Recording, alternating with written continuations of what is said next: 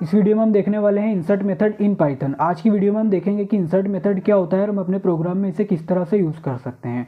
तो first of all बात की जाए इंसर्ट मेथड की, तो insert method is use to insert the element of the existing array. यानी कि जो इंसर्ट मेथड होता है वो किसी भी एग्जिस्टिंग एरे में एलिमेंट को इंसर्ट करने के लिए हम इसका यूज़ करते हैं। इससे पहले हमने देखा था कि हम अपेंड मेथड का यूज़ करते हुए एरे में जो हमारा एग्जिस्टिंग एरे होता है उसमें हम किस तरह से एलिमेंट को इंसर्ट कर सकते हैं। लेकिन जो हमारा अपेंड मेथड होता है उसमें क्या किया था कि हमने यहाँ पे 107 को अपेंड किया था, हमारा जो एरे था। लेकिन अब वो अपेंड कैसे हुआ था कि जब हमारा ये एग्जिस्टिंग एरे है जिसमें कि हमारा लास्ट लोकेशन पे जाकर के ये जो हमारा एलिमेंट है ये स्टोर हो चुका था।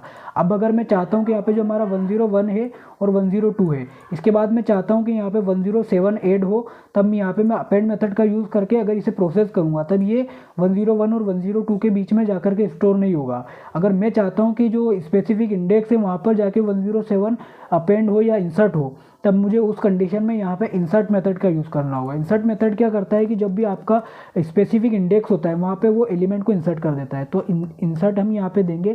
इंसर्ट करने के बाद हमें यहाँ पे जो हमारा इंडेक्स नंबर होता है वो यहाँ पे हमें डिक्लेयर करना होता है। मान लीजिए मैं यहाँ पे फर्स्ट जो हमारा इंडेक्स नंबर है उस पर 107 को ऐड करना चाहता हूँ, तब मैं यहाँ पे इंसर्ट दिया हूँ और उसके बाद यहाँ पे इंडेक्स नंबर के बाद जो भी एलिमेंट मुझे स्टोर करना था वो एलिमेंट मैंने यहाँ पे दे दिया है। अब अगर मैं अपने प्रोग्राम को रन करूँगा तब मुझे यहाँ पे देखना पड़ेगा, देखने को मिलेगा जो हमारा बिफोर हमारा जो इंसर्ट है, बिफोर इंसर्ट जो हमारा एरे है वो कुछ इस तरह से हमें दिखाई देगा 101, 102 से लगाकर 106 तक।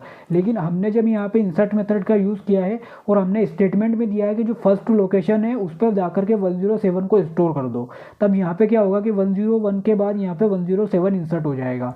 अब अगर मैं चाहता हूँ कि यहाँ पे जो लास्ट एलिमेंट है, अब मैं यहाँ पे अगर इसमें कोई भी इंडेक्स नंबर ना दूँ तब ये क्या करेगा कि ये लास्ट में जाकर के स्टोर नहीं करेगा। इसमें इंसर्ट मेथड में क्या होता है कि आपको इंडेक्स नंबर देना ही होता है। इंडेक्स नंबर आप दोगे तभी ये वर्क करेगा, वरना वर्क नहीं करेगा। मैं चाहता हूँ कि 0 लोकेशन पे स्टोर हो, तब मैं यहाँ पे 0 लोकेशन दूंगा और यहाँ पे रन बटन पे क्लिक करूंगा तो ये 101 की जगह 107 को इंसर्ट कर देगा।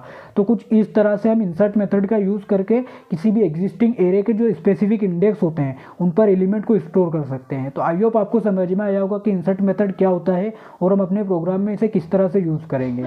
तो आज की इस वीडियो में बस इतना ही। देखने के लिए थैंक यू।